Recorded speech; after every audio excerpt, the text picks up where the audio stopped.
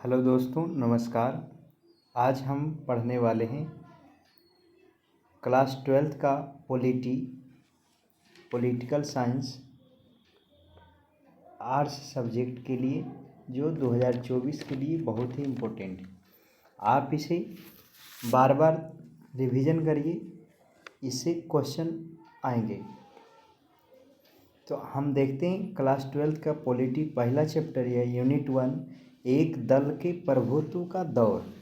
एक दलीय प्रभुत्व का दौर। तो पहला सवाल है, प्राचीन युग में राज्य का क्या रूप था? प्राचीन युग में राज्य का क्या रूप हुआ करता था? तो इसका सही जवाब है, प्राचीन काल में राज नगरीय राज हुआ करता था। तो इसका सही आंसर हो जाएगा नगरीय राज। तो यहाँ ध्यान देना है, प्राचीन युग में राज्य का रूप था नगर राज। अगला सवाल है, भारत में प्रथम आम चुनाव कब हुआ था? ऑप्शन है 1949 ईस्वी में, 1950 ईस्वी में, 1951 में, 52 में। तो हम जानते हैं कि भारत को आज़ादी 15 अगस्त 1947 ईस्वी को मिला था। 15 अगस्त 1947 ईस्वी को भारत आज़ाद हो गया था, लेकिन उस समय परिस्थितियां ऐसी नहीं थी कि 47 में पहला आम चुनाव कराया जाए। इसलिए कुछ दिनों के बाद ऐसा संसाधन भी नहीं थे कि पहला आम चुनाव कराया जाए। तो सबसे पहले प्रथम आम चुनाव हुआ था भारत में 1952 ईस्वी में।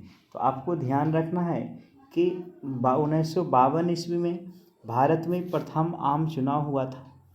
अगला है, कैबिनेट के मेहराब का आधारशिला किसको कहते हैं? कैबिनेट के मेहराब की आधारशिला किसे कहा जाता है? तो कैबिनेट ऑप्शन है राष्ट्रपति को, प्रधानमंत्री को। राष्ट्रपति व प्रधानमंत्री तथा राज्यपाल। कैबिनेट की मेहराब की आधारशिला किसे कहते हैं? इसका जवाब याद रखना है, प्रधानमंत्री को कैबिनेट की मेहराब की संज्ञा दिया जाता है। 4 नंबर क्वेश्चन है कि राज्यों में शासन में किसे केंद्र का अभिकर्ता कहा जाता है? राज्यों में शासन किसे केंद्र का अभिकर्ता कहा जाता है? ऑप्शन है राष्ट्रपति व प्रधानमंत्री तथा राज्यपाल। और इसका सही जवाब बताना है, राष्ट्रपति व प्रधानमंत्री तथा राज्यपाल को। तो राज्यों में के शासन में किसे केंद्र का अभिकर्ता कहा जाता है? तो राज्यों के शासन में केंद्र का अभिकर्ता कहा जाता है राज्यपाल को। तो सारे प्रमुख होते हैं राज्यपाल, तो इसका सही जवाब हो जाएगा राज्यपाल।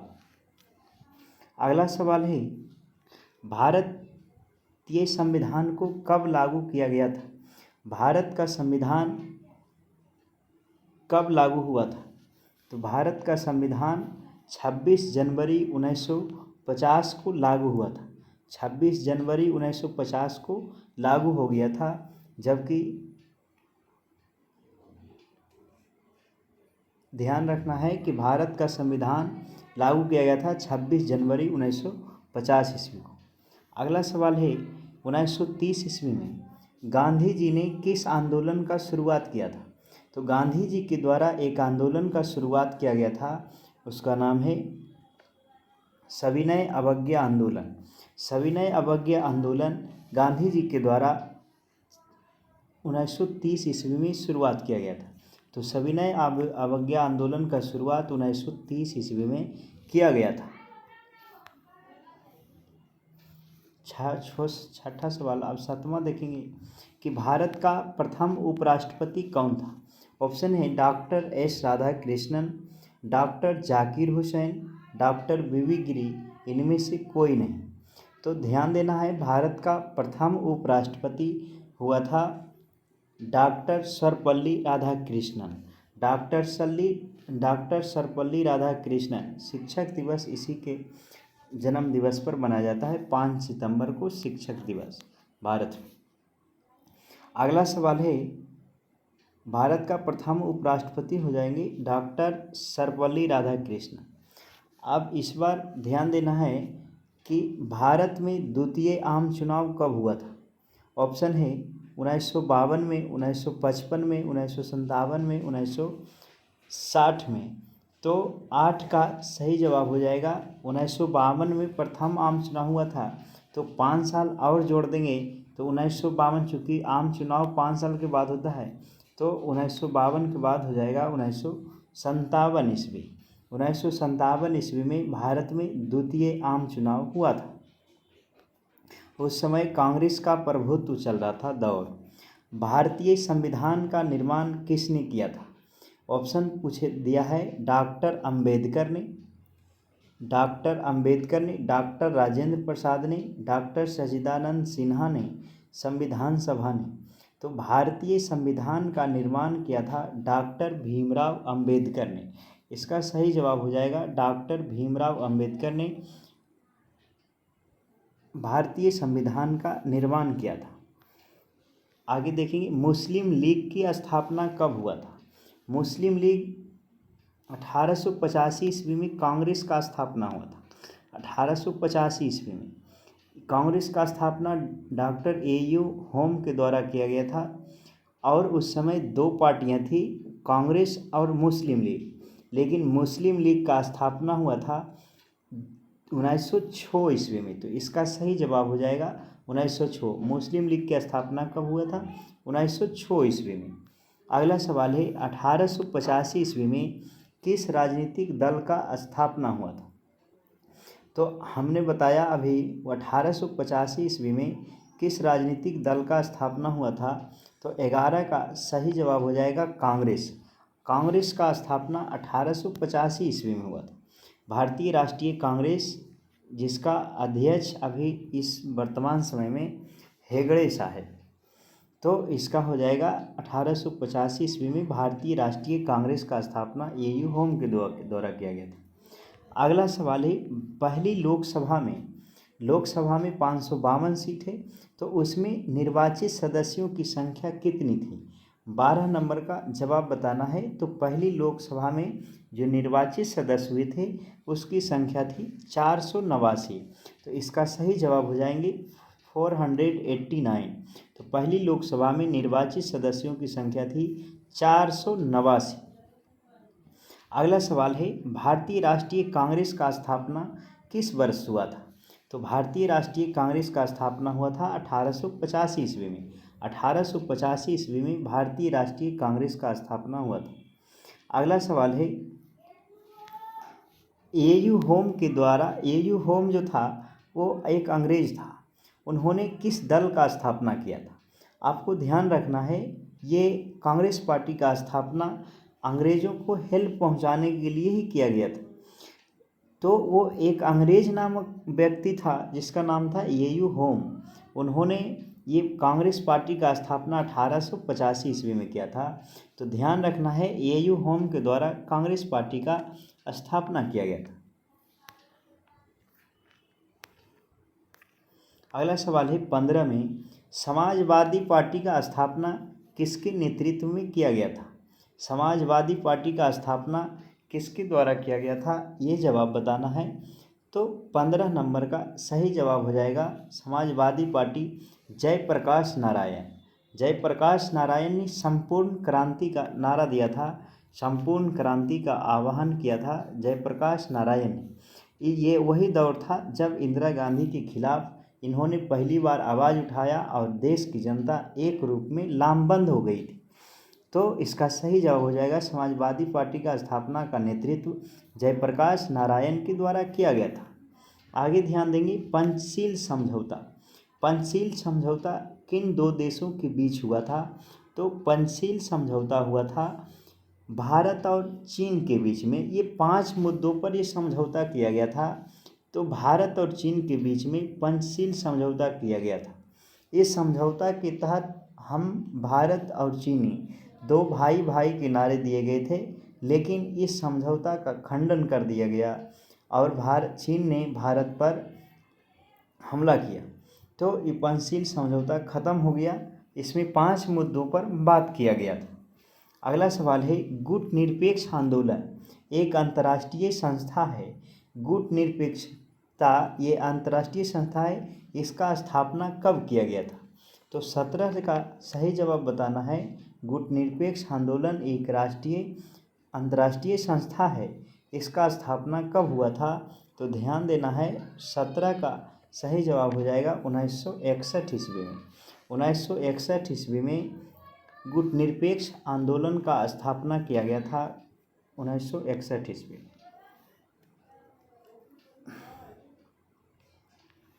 अगला सवाल है, 1952 ईस्वी के आम चुनाव में भारतीय जनसंघ के कुल कितने स्थानों पर विजय प्राप्त हुआ था? 1952 ईस्वी में जब पहली बार आम चुनाव हुआ था तो भारतीय जनसंघ को कुल कितने स्थानों पर विजय प्राप्त हुई थी, आपको बताना है। तो भारतीय जनसंघ, जिसको अभी ये बीजेपी है, वो पुराना उसका नाम था भारतीय जनसंघ। तो इसको कुल 1952 में मात्र 3 सीटें ही प्राप्त हुई थी। तो इसका सही जवाब हो जाएगा मात्र 3 सीट।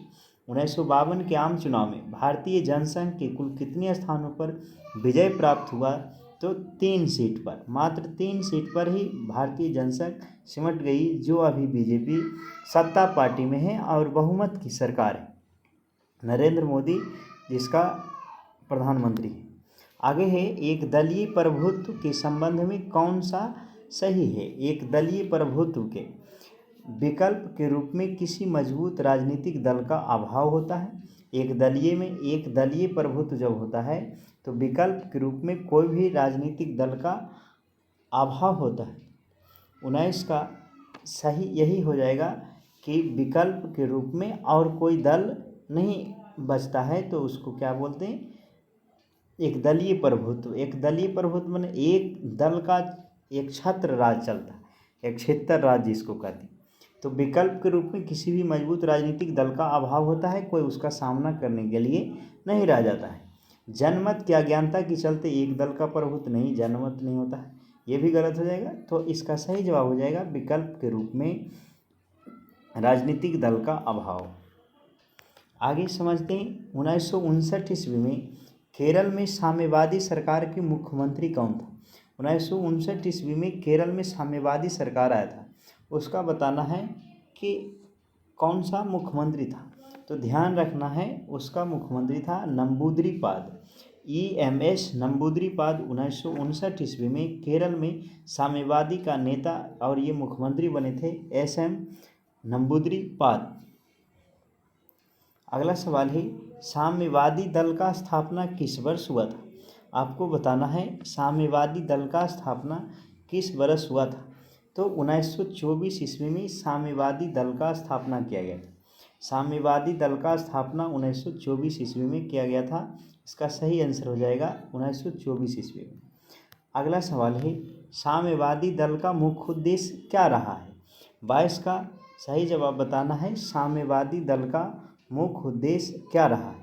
तो साम्यवादी दल का मुख्य उद्देश्य रहा है समाजवाद तथा साम्यवाद का स्थापना करना।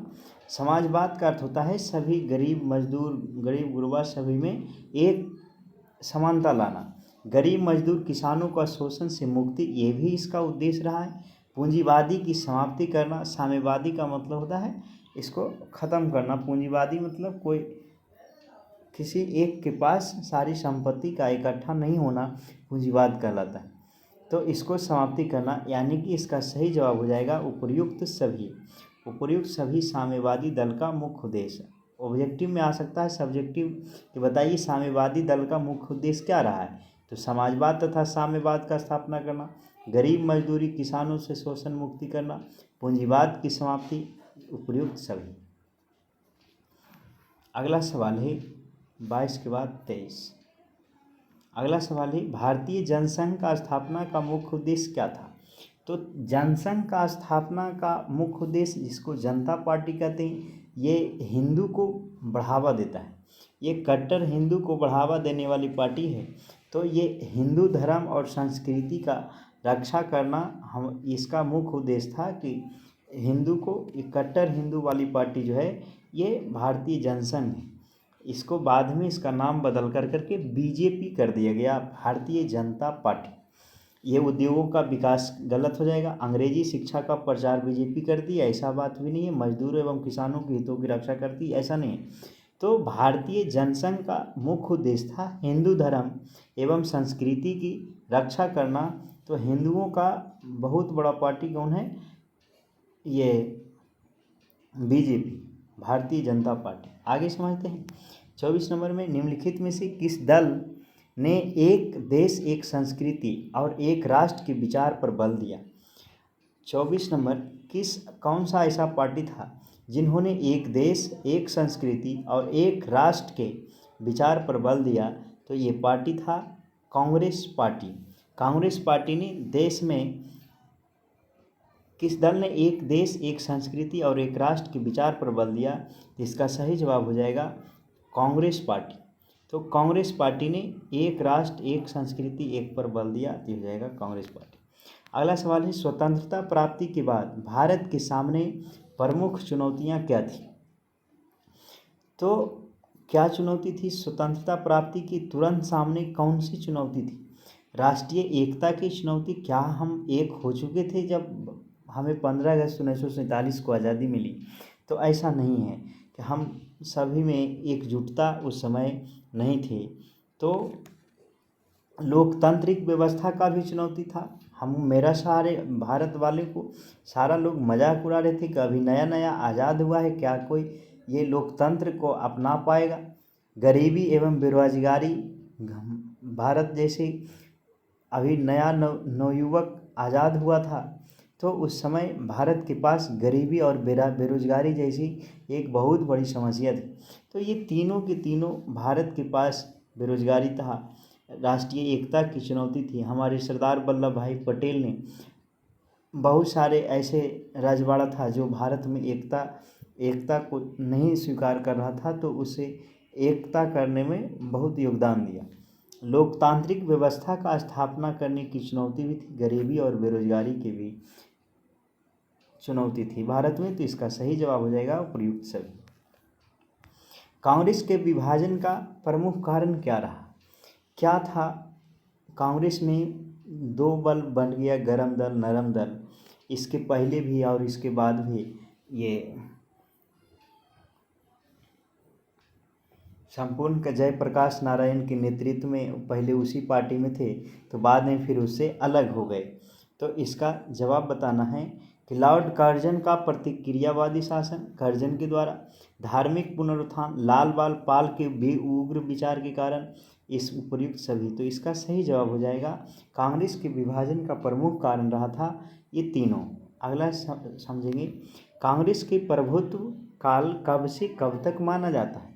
कि कांग्रेस का प्रभुत्व, भारत में कांग्रेस पार्टी के अलावा और भी कोई पार्टियां सरकार नहीं बना पा रही थी। उस समय एक क्षेत्र राज ले रही थी कांग्रेस पार्टी। तो कब से कब तक? 1885 से 1950। तो ये तो गलत हो जाएगा।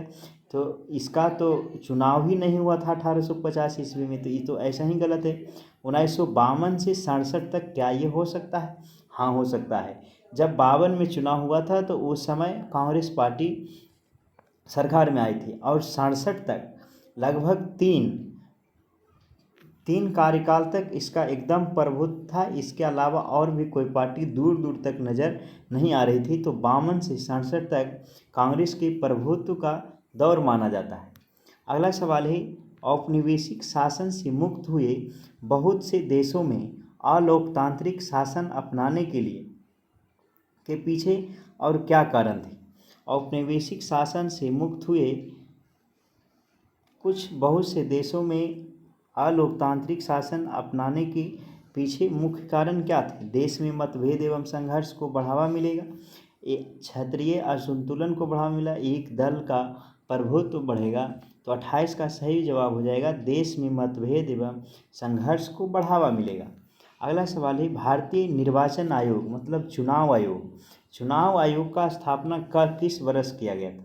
भारत में चुनाव आयोग का स्थापना किस वर्ष किया गया था? बहुत इंपॉर्टेंट क्वेश्चन है, VVI आप इसे कर सकते हैं, बहुत इंपॉर्टेंट है। निर्वाचन आयोग का स्थापना किया गया था जनवरी 1950 ईस्वी में। जनवरी 1950 में चुनाव आयोग का स्थापना किया गया था। अगला समझेंगे ये 29 के बाद 30 नंबर। सब 30 नंबर है कि भारत के प्रथम चुनाव आयुक्त कौन थे।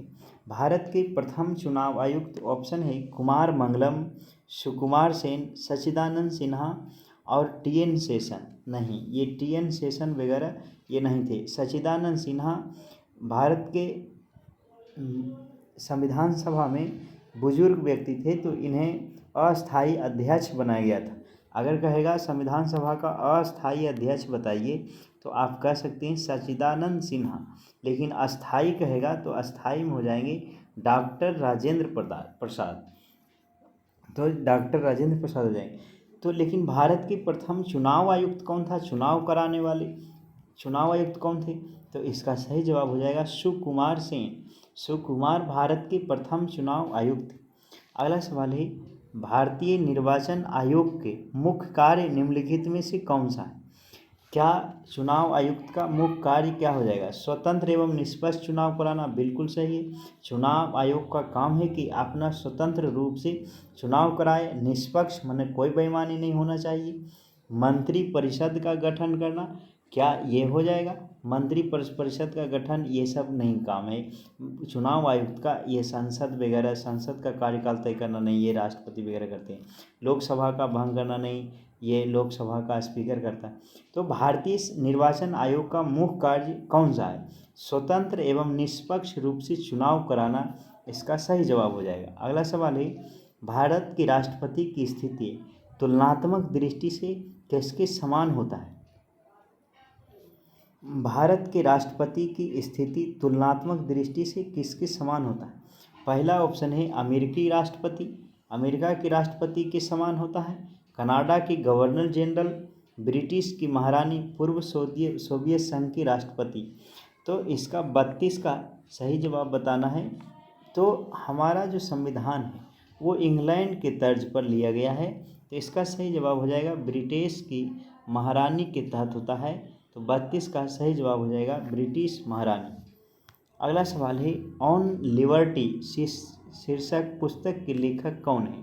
ये 2020 में क्वेश्चन आया हुआ है, आप इसको गौर से समझिए कि ऑन लिबर्टी शीर्षक पुस्तक के लेखक कौन है। जे.एस. मिल, बेंथम, प्लेटो, मार्क्स।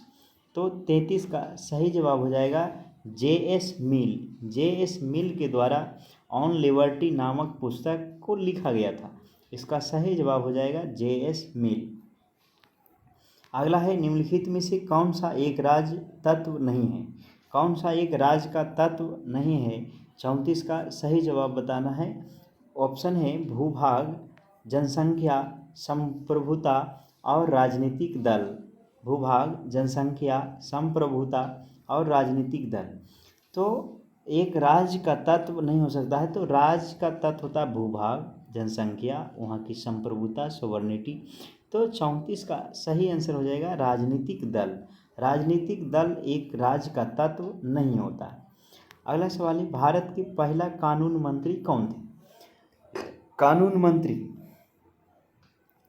वर्तमान में रविशंकर प्रसाद है।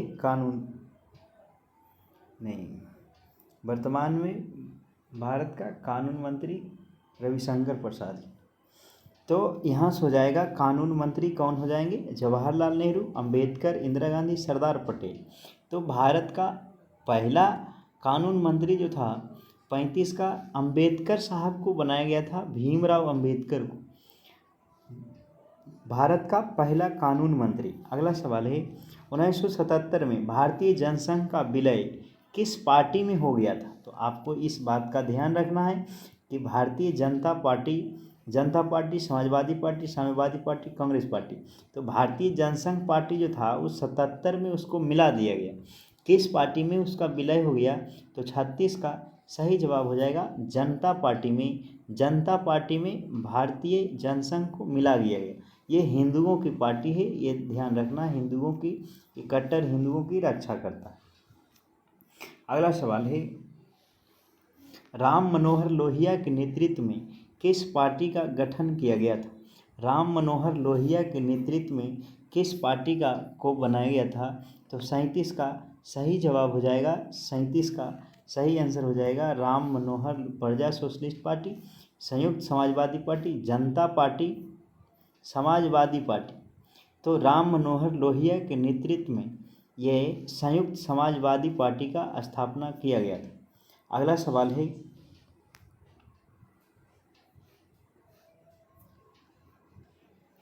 गांधीवादी समाजवाद का स्थापना करना निम्नलिखित में से किस दल का प्रमुख उद्देश्य था? गांधीवादी समाजवाद का स्थापना करना निम्नलिखित में से किस दल का प्रमुख उद्देश्य था? तो कौन सा ऐसा पार्टी था जो गांधी के विचारों को अपनाना चाहता था? तो पहला ऑप्शन है समाजवादी पार्टी, दूसरा में साम्यवादी दल, तीसरा में स्वतंत्रता पार्टी, तीसरा में जनता पार्टी। तो 38 का सही जवाब हो जाएगा स्वतंत्रता पार्टी। स्वतंत्रता पार्टी इसका सही आंसर हो जाएगा।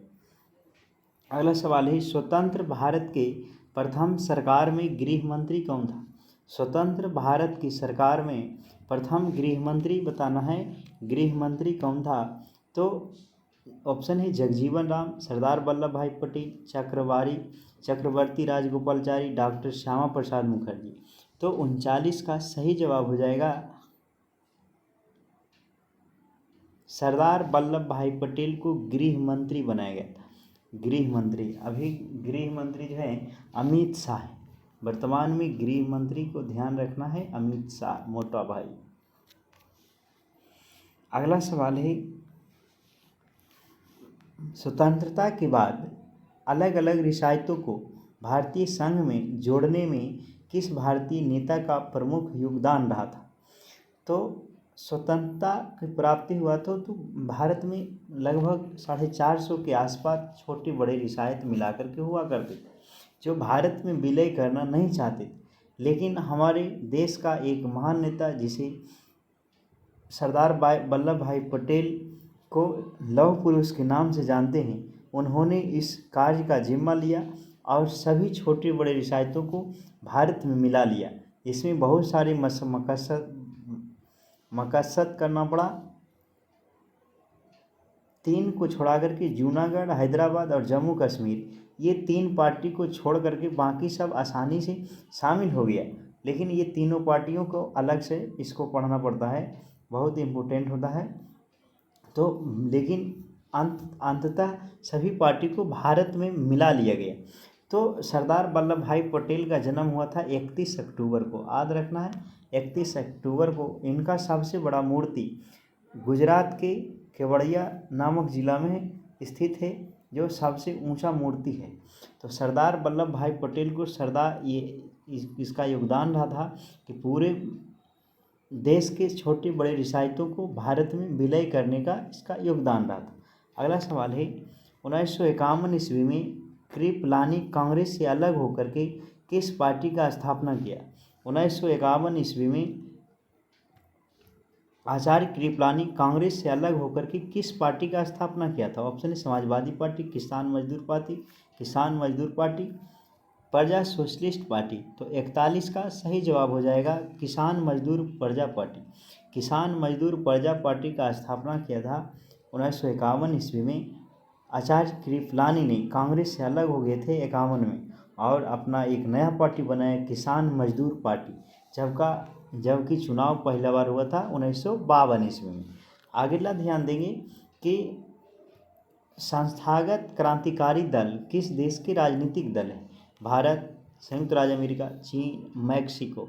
तो 42 का सही जवाब हो जाएगा मैक्सिको जो है संस्थागत क्रांतिकारी दल किस देश की राजनीतिक दल है? तो मैक्सिको का। अगला सवाल है, भारत का द्वितीय आम चुनाव में किस राज्य से कांग्रेस पार्टी को पराजित होना पड़ा? साम्यवादी की सरकार बनी। भारतीय द्वितीय आम चुनाव में किस राज्य से कांग्रेस पार्टी को पराजित होना पड़ा और वहाँ साम्यवादियों की सरकार बनी? तो 43 का पहला ऐसा राज्य था कि जब कांग्रेस से हट करके दूसरी पार्टी की सरकार आया, वो कौन सा राज्य था? तो पहला ऑप्शन है बिहार। क्या बिहार में कांग्रेस के अलावा और पहली बार कौन सी पार्टी आया? तो ये नहीं होगा, साम्यवादी की सरकार यहाँ नहीं हुआ, मद्रास में भी नहीं होगा, वो यूपी में भी नहीं होगा। तो ऑप्शन है केरल। केरल बहुत वहाँ पढ़े लिखे लोग हैं, साक्षरता के मामले में भी केरल सबसे अलग है। विकसित के मामले में भी केरल आगे है। पर्यटन वहाँ बहुत ज़्यादा मात्रा में होता है, तो केरल में जनसंख्या अनुपात भी बहुत ज़्यादा है, तो ये केरल ही हो जाएगा, इसका सही जवाब हो जाएगा केरल। अगला सवाल है 1960 का दशक कांग्रेस पार्टी के लिए खतरनाक दशक माना जाता है, इसके क्या कारण है? 1960 का दशक में कांग्रेस पार्टी के लिए बुरी खबर लेकर के आया, ऐसा क्या है कि ये खतरनाक इसको माना जाता है? ऑप्शन है चीनी आक्रमण, बढ़ती बेरोजगारी, सांप्रदायिक और क्षेत्रीय विभाजन, उपर्युक्त सभी। तो कांग्रेस पार्टी का जो है, चीन उस समय 60 में चीन ने आक्रमण कर दिया था, पंचशील समझौता खत्म हो गया था, दलाई लामा को हिमाचल प्रदेश में लाए जाने के कारण चीन ने भारत पर हमला बोल दिया और बोला कि आप हस्तक्षेप कर चुके हैं। बढ़ती बेरोजगारी, गरीबी बेरोजगारी भी थी, सांप्रदायिक और क्षेत्रीय विभाजन, सांप्रदायिक दंगे शुरू होना हो गए थे। तो इस तरह से इसका सही जवाब हो जाएगा 1900। ये सारे खतरनाक दशक माना जाता है, सभी कारण थे। अगला सवाल होगा 45 नंबर। 1957 के आम चुनाव में 1957 के चुनाव में साम्यवादी दल का मुख्य कार्यक्रम क्या था? क्या था मुख्य कार्यक्रम? पहला ऑप्शन है राष्ट्रमंडल से भारत का अलग होना, विदेशी उद्योगों का राष्ट्रीयकरण करना, पूर्ण रोजगार एवं पूर्ण सामाजिक सुरक्षा, उपर्युक्त सभी। तो इसका सही जवाब हो जाएगा उपर्युक्त सभी। अगला सवाल है 1977 में अनेक समाजवादी गुटों एवं समाजवादी दलों ने किस दल में अपने आप को विलय कर लिया था? तो इसका सही जवाब हो जाएगा भारतीय जनता पार्टी। भारतीय जनता पार्टी जो थी, ये 1977 में समाजवादी गुटों एवं समाजवादी दलों ने अपने को आपको विलय कर लिया। अगला सवाल है गुट निरपेक्षता का क्या अर्थ होता है? गुट निरपेक्षता का अर्थ होता है, हमने आपको क्लास में पढ़ाया है, 47 नंबर का सही जवाब हो जाएगा विश्व के किसी भी गुट में शामिल नहीं होना, गुट निरपेक्षता का ये अर्थ होता है। तो इसका सही जवाब हो जाएगा किसी भी देश में शामिल नहीं होना। अगला सवाल है समाजवादी पार्टी का स्थापना किस वर्ष हुआ था? समाजवादी पार्टी का स्थापना हुआ था, ऑप्शन ए 1948 ईस्वी में। अगला है 1937 ईस्वी में भीमराव अंबेडकर ने किस पार्टी का स्थापना किया था? तो 1948 ईस्वी में भीमराव अंबेडकर ने भी एक पार्टी का स्थापना किया था। तो भीमराव अंबेडकर की पार्टी का नाम था रिपब्लिकन पार्टी। रिपब्लिकन पार्टी का स्थापना किया था भीमराव अंबेडकर ने 1937 ईस्वी में। अगला सवाल है 1939 ईस्वी में सुभाष चंद्र बोस के नेतृत्व में किस पार्टी का स्थापना किया गया था? 1939 ईस्वी में नेताजी सुभाष चंद्र बोस ने एक स्थापना किया था पार्टी का, जिसका नाम था फॉरवर्ड ब्लॉक। 50 का सही जवाब हो जाएगा फॉरवर्ड ब्लॉक का स्थापना 1939 ईस्वी में सुभाष चंद्र बोस के द्वारा किया गया था। अगला सवाल है 1959 ईस्वी में स्थापित स्वतंत्र पार्टी का संस्थापक किसे माना जाता है? स्वतंत्र पार्टी का स्थापना किसने किया था, ये सवाल है। तो 51 का सही जवाब हो जाएगा राजा गोपालाचारी। सी राजा गोपालाचारी ने स्वतंत्र पार्टी का स्थापना किया था। अगला सवाल है भारतीय जनसंघ कांग्रेस फॉर डेमोक्रेसी और संगठन कांग्रेस अप्रैल 1977 में विलय कौन पार्टी बनाया था? ऑप्शन है जनता पार्टी, जनता दल, जनता पार्टी, स्वतंत्र पार्टी, लोक दल। तो 52 का सही जवाब हो जाएगा जनता पार्टी ने 77 में विलय कर दिया। Janata Party Jan Sangh Congress for Democracy, तो इसका जनता पार्टी इसका सही जवाब हो जाएगा। अगला सवाल देखना है 53 नंबर में गुट निरपेक्षता का नींव रखने में किस भारतीय नेता का प्रमुख योगदान रहा? ऑप्शन है भीमराव अंबेडकर का, महात्मा गांधी का, पंडित जवाहरलाल नेहरू का, सरदार वल्लभ भाई पटेल का। तो 53 का सही, महात्मा गांधी गुट निरपेक्षता में नहीं थे, सरदार वल्लभ भाई पटेल नहीं थे, पंडित जवाहरलाल नेहरू थे, तो भीमराव अंबेडकर नहीं थे।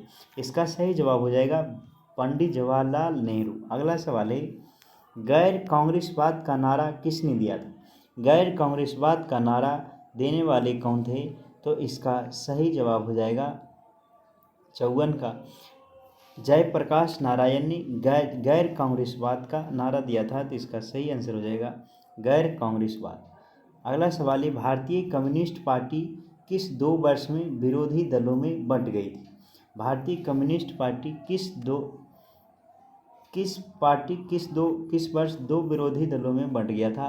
तो 55 का सही जवाब हो जाएगा 1964 ईस्वी में भारतीय कम्युनिस्ट पार्टी 2 भागों में बंट गया था। तो साथियों, हमने आपको इस चैप्टर का जो है कांग्रेस का एक दौर, प्रभुत्व का दौर वाले चैप्टर, जो पहला जो चैप्टर है स्वतंत्रता के समय भारतीय राजनीति का जितना ऑब्जेक्टिव हो सकता था, जितना किताब में है, जितना आया हुआ है बोर्ड मॉडल क्वेश्चन है, ये हम आपको बताने का कोशिश किया। तो आप अपने सारे दोस्तों के साथ शेयर करिए। अगर ये आपको अच्छा लगता है तो आप एक बढ़िया सा कमेंट कर सकते हैं, आप हमें विचार दे सकते हैं, और आपको कौन सा सब्जेक्ट पढ़ाया जाए ये बता सकते हैं, ताकि आपको एग्ज़ाम में हेल्प मिल सके। आप इसको लाइक करें ताकि हमें अंदर से मोटिवेट मिलता है। तो हमको इसको ये पूरा देखिए, बार बार देखिए, ताकि आप एग्ज़ाम में अच्छा से अच्छा स्कोर कर पाएँ। ठीक है, इसको पूरा देखने के लिए आपका बहुत बहुत धन्यवाद। तो आप थैंक यू वेरी मच।